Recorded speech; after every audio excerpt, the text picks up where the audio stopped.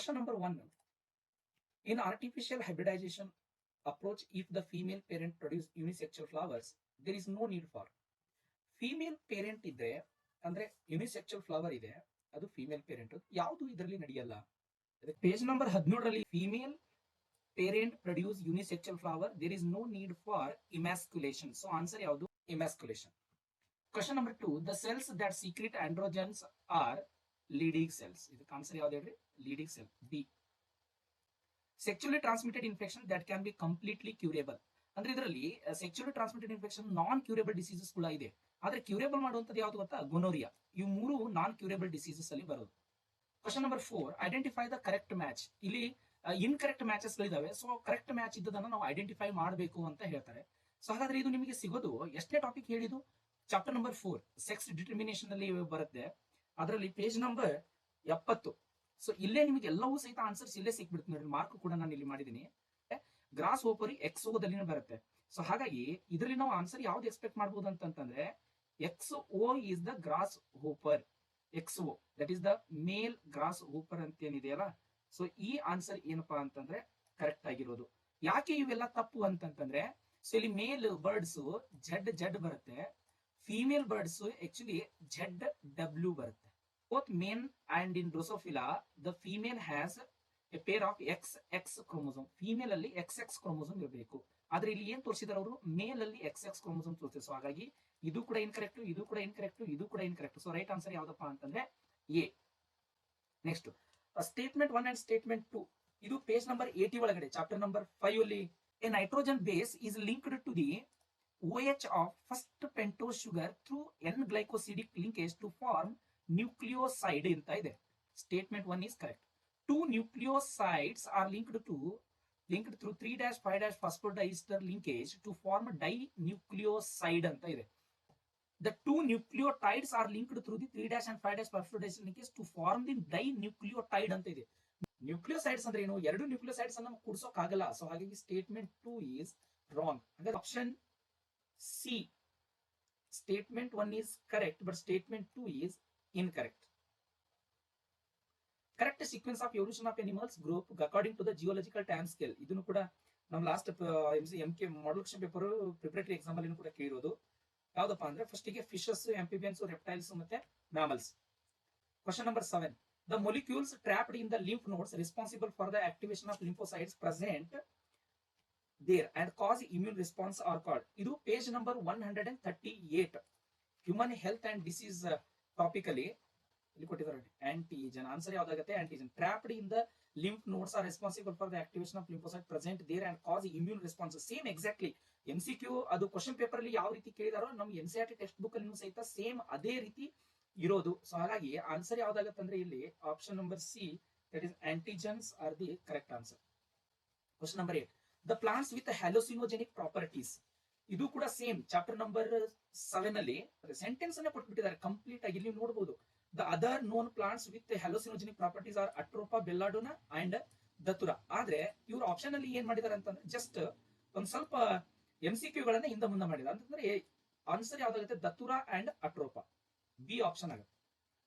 Match the list 1 and list 2. ನೋಡಿ, Rhizobium obviously nitrogen fixation ಮಾಡುತ್ತೆ, Clostridium botulinum butyric acid, Aspergillus niger citric acid, methanogens gobar gas. ಅಂತಂದ್ರೆ ಎಷ್ಟು ಚಂದ diagrammatic representation ಬರುತ್ತೆ ನೋಡಿ. ಇದು ಆನ್ಸರ್ ಯಾವುದು? 3, 4, 1, 2. Third option is the right answer. ಈ ಕ್ವಶನ್ ಅನ್ನ ಮಾಡೆಲ್ ಕ್ವಶನ್ ಪೇಪರ್ 1 ಅಲ್ಲಿ ಕೂಡ ಕೇಳಿರುವಂತದ್ದು. ನೋಡಲಿ ಸ್ಟೆಪ್ ಯಾವ್ದು ಕೇಳಿದಾರೆ ಅಂತಂದ್ರೆ ಅನಿಲಿಂಗ್ ಪ್ರೊಸೆಸ್ ಅಲ್ಲಿ ಕೇಳಿದ್ದಾರೆ. ಒಂದು ನಾವು ಏನೇನು ಪಡ್ಕೋಬೇಕಂತಂದ್ರೆ DNA ಬರಿಬೇಕಾದ್ರೆ ನಾವು ಇಲ್ಲಿ ಎರಡೂ ಕಡೆಗೆ 5' ಇರಕ್ ಚಾನ್ಸ್ ಇಲ್ಲ. ಸೊ ಹಾಗಾದ್ರೆ ಇದು ಆಗಲ್ಲ. 3' ಇದಕ್ಕೂ ಕೂಡ ಚಾನ್ಸ್ ಆಗಲ್ಲ. ಸೊ ಹಾಗಾಗಿ ಇದು ಆಗಲ್ಲ. ಆದ್ರೆ ಸಿ ಆಗ್ಬೇಕು ಇಲ್ಲ ಡಿ ಆಗ್ಬೇಕು. ಒಂದು ಟ್ರಿಕ್ಸ್ ಅನ್ನ ನೀವು ನೆನಪಿಟ್ಕೋಬೇಕು. ಏನು? ಪ್ರೈಮರ್ ಎಲ್ಲಿ ಆಡ್ ಆಗುತ್ತಪ್ಪ ಅಂದ್ರೆ ಪೇಜ್ ನಂಬರ್ ಎಷ್ಟು 172 ಅದಲ್ಲಿ. ಎಸ್, ಇಲ್ಲಿ ನೋಡಿ ಅನಿಲಿಂಗ್ ಪ್ರೊಸೆಸ್ ಇಲ್ಲಿ 3' ಇದೆಯಲ್ಲ, ಈ 3' ಇದ್ದಲ್ಲಿ ಏನಿದೆ ಅಂತಂದ್ರೆ ಪ್ರೈಮರ್ಸ್ ಗಳು ಅಟ್ಯಾಚ್ ಆಗಿದೆ. ಇಲ್ಲಿನೂ ಕೂಡ 3' ಇದ್ದಲ್ಲಿ ಪ್ರೈಮರ್ಸ್ ಗಳು ಅಟ್ಯಾಚ್ ಆಗಿದೆ. NCERT ಟೆಕ್ಸ್ಟ್ ಬುಕ್ ಅನ್ನ ನಾವು ಎಷ್ಟು ಕೇರ್ಫುಲ್ ಆಗಿ ಓದ್ತೀವಿ ಅಷ್ಟು ನಮಗೆ ಎಷ್ಟು ಹೆಲ್ಪ್ ಆಗುತ್ತೆ ನೋಡಿ. ಹಾಗಾಗಿ ಇಲ್ಲಿ ಪ್ರೈಮರ್ ಆಡ್ ಆಗಿದೆ, 3' ಎಂಡ್ ಅಲ್ಲಿ ಪ್ರೈಮರ್ ಗಳು ಆಡ್ ಆಗಿದೆ. ಸೊ ಹಾಗಾದ್ರೆ ಆಪ್ಷನ್ ಡಿ ಏನಂತಂದ್ರೆ ಸರಿಯಾದ ಉತ್ತರ ಆಗುತ್ತೆ. ಐಡೆಂಟಿಫೈ ದ ಇನ್ಕರೆಕ್ಟ್ ಸ್ಟೇಟ್ಮೆಂಟ್ ಅಂತಂದ್ರೆ naming process related incorrect statement ಯಾವ್ದು ಅಂತ ಕೇಳಿದ್ರು. ಇದು ಪೇಜ್ ನಂಬರ್ 165 ಅಂಡ್ 166 ಅಲ್ಲಿ ಕೂಡ ಇದೆ. ಉಳಿಕೆದ ಎಲ್ಲಾ ಸೆಂಟೆನ್ಸ್ ಕೂಡ ಕರೆಕ್ಟ್ ಆಗಿರೋದು. ರಾಂಗ್ ಸೆಂಟೆನ್ಸ್ ಯಾವ್ದಿದೆ ಅಂತಂದ್ರೆ Roman numbers following the names indicate the order in which enzymes var isolated. Roman numbers ಏನ್ ಇಂಡಿಕೇಟ್ ಮಾಡುತ್ತೆ ಅಂದ್ರೆ ಆರ್ಡರ್ ಅನ್ನ ಇಂಡಿಕೇಟ್ ಮಾಡುತ್ತೆ. ಸೊ ಹಾಗಾಗಿ ಇಲ್ಲಿ ಏನ್ ಕೊಟ್ಟಿದ್ದಾರೆ ಅವರು, the Roman letter after the strain indicate the Roman origin bacteria from which the restriction enzyme is isolated. So ಅದು ರಾಂಗ್ ಇದೆ. ಸೊ ಹಾಗಾಗಿ ಐಡೆಂಟಿಫೈ ದ ಇನ್ಕರೆಕ್ಟ್ ಸ್ಟೇಟ್ಮೆಂಟ್ ಯಾವ್ದಂತಂದ್ರೆ ಇದರಲ್ಲಿ D is the incorrect statement. The corn borers are controlled by the protein encoded by the gene CRY1AB. So ಇದು biotechnology and it's application ಟಾಪಿಕಲಿ ಇಲ್ಲಿ ನೋಡಿ, corn 1AC and corn 2AB ಅದು ಏನ್ ಇದು ಮಾಡುತ್ತಂದ್ರೆ cotton bollworms ಅನ್ನ distract ಮಾಡುತ್ತಂದ್ರೆ CRY1AB corn borer ಅನ್ನ NCERT ಅಲ್ಲಿ line to line point to point ಓದಿದಾಗ ನಮಗೆ MCQ ಈಸಿ ಆಗುತ್ತೆ. Herbivores in broad ecological context not very different from predators. ಇದು ಕೂಡ ವೆರಿ ಇಂಟ್ರೆಸ್ಟಿಂಗ್ ಆಗಿರುವಂತ ಒಂದು ಸೆಂಟೆನ್ಸ್. NCERT ಟೆಕ್ಸ್ಟ್ ಬುಕ್ ಇಂದ ತಗೊಂಡಿರುವಂತದ್ದು. ಪೇಜ್ ನಂಬರ್ 197, ಚಾಪ್ಟರ್ ಯಾವುದು, ಆರ್ಗ್ಯಾನಿಸಮ್ ಅಂಡ್ ಪಾಪ್ಯುಲೇಷನ್. ಇಲ್ಲಿ ನೋಡಿ, herbivores they are in broad ecological context not very different from predators. Yes, answer ಯಾವುದು, predator. ಎಲ್ಲೆಲ್ಲಿಂದ ಕ್ವಶನ್ ಪೇಪರ್ಸ್ ಅಲ್ಲಿ ಕ್ವಶನ್ಸ್ ಗಳನ್ನ ತೆಗಿತಾರೋ ಒಂದು ಗೊತ್ತಾಗಲ್ಲ.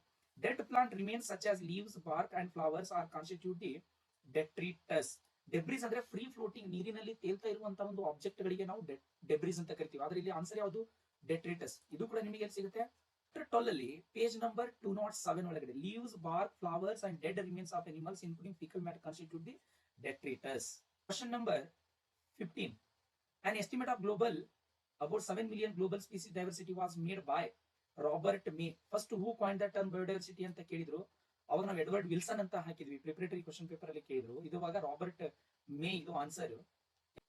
ಪೇಜ್ ನಂಬರ್ 217 ಅಲ್ಲಿ estimate made by Robert May places the global species diversity about 7 million. So ಹಾಗಾಗಿ Robert May is the right answer. ಮುಂಚೆ who coined the term biodiversity ಅಂತ ಕೇಳಿದ್ರು. ಇವಾಗ ಫಿಲ್ ಇನ್ ದ ಬ್ಲಾಂಕ್ಸ್ ನೋಡಿ. The initial few days of milk produced after parturition is colostrum. ಇದು model question paper 1 ಅಲ್ಲಿ ಇದೆ question. Homo erectus had brain size around ಎಷ್ಟು, 900 cc. Human immunodeficiency virus ರೆಪ್ಲಿಕೇಟ್ಸ್ in macrophages. Small amount of curd added to the fresh milk as inoculum. Based on currently available species inventory 70% of species recorded are animals. ಇದು model question paper 3 ಒಳಗಡೆ MCQ 15.